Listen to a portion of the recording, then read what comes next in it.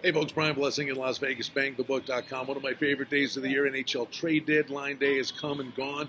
What does it mean? Now we know how these teams are constructed moving forward. And let's take a look at the Stanley Cup futures. You've got the Lightning on the board at 5-1. They are all in. They get Blake Coleman, they get Barclay Goodrow. They've played with a sense of purpose all this season, blowing a historic season last year in the first round of Columbus. The Lightning are all in. Now, the Golden Knights, obviously in Vegas, the numbers deflated a bit. They're plus 450, in that 9-2 range.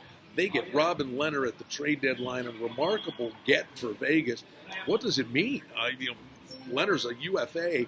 Could he actually be there and get actual playing time in the playoffs? They gave up a lot for a guy that may play 6-7 games at the end of the season. But clearly, it's a great insurance policy if Fleury were to get nicked up.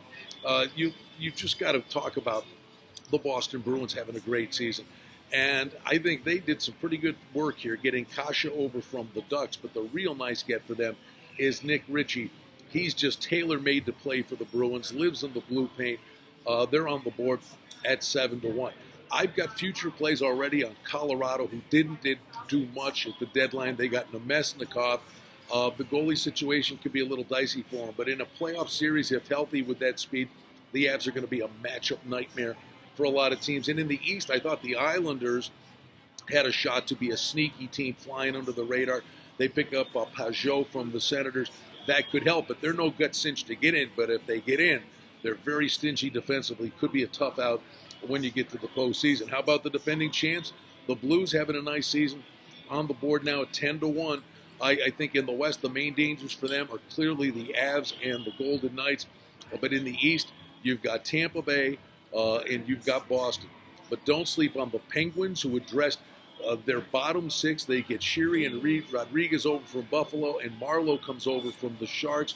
Crosby, Malkin, goaltending's the question with the Pens. But listen, the Washington Capitals on the board at 12-1. The goaltending can be a bit sketchy for them, but with Ovechkin and company, they're big, they're strong, they're physical. They are the main players for you.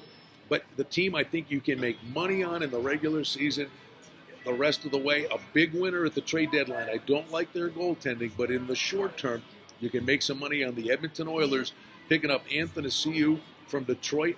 He and McDavid are the two fastest guys in the league. This team is literally the Bonneville Salt Flats on ice, and a nice get for their third line. Tyler Ennis coming over from Ottawa, having a nice season. The Oilers improve things offensively, will not have to live and die now with just McDavid and Draisaitl. Yamamoto's taking a step forward. In the short term, I think you can make some money on the Edmonton Oilers. I think it's a huge leap of faith to think that this is a team that can do sincere damage when you get to the playoffs. To that end, the Oilers are on the board at 30-1. It's a nice price play. Not sure about the goaltending, but the Oilers are going to be a midful the rest of the way in the regular season of the NHL. Always love looking ahead. We love the futures. I'm Brian Blessing.